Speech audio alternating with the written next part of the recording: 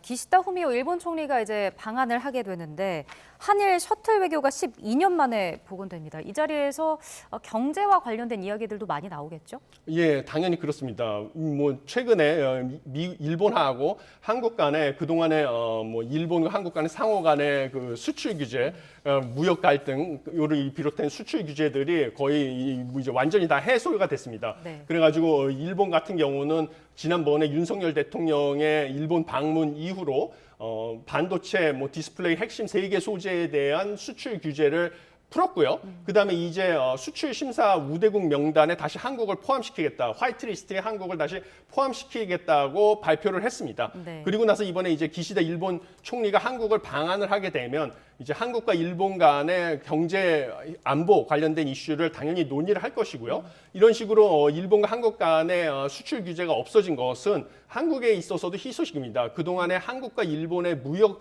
구조를 보면요. 일본에서 소위 말하는 한국의 주력 수출품인 반도체 같은 것의 중간재 를 일본에서 우리가 수입을 해와서 그거를 이용해가지고 우리가 최종 제품인 뭐 반도체 같은 것을 만들어서 또 외국에 수출하는 구조였습니다. 그래서 일본으로부터 이런 중간재 수입이 원활해지게 될 경우에는 우리가 만든 제품의 수출도 역시 원활해진다. 이런 희소식이라고 보시면 될 것이고요. 네. 그래서 국내 민간 연구원의 연구 보고서 결과에 따르면 이런 일본의 수출 규제 철폐로 인해서 우리나라의 연간 수출액이 약 17조 7,200억 원 이상 증가할 것이다 라는 이런 낙관적인 보고서 연구 결과도 있었습니다. 그래서 이것이 앞으로 뭐 우리나라 수출액 증가에는 뭐 호재가 될 것이다 이렇게 보고 있습니다. 네, 그러니까 무역 수지 적자를 좀 해소하는 데 하나의 돌파구가 될 수도 예. 있을 것 같네요. 알겠습니다.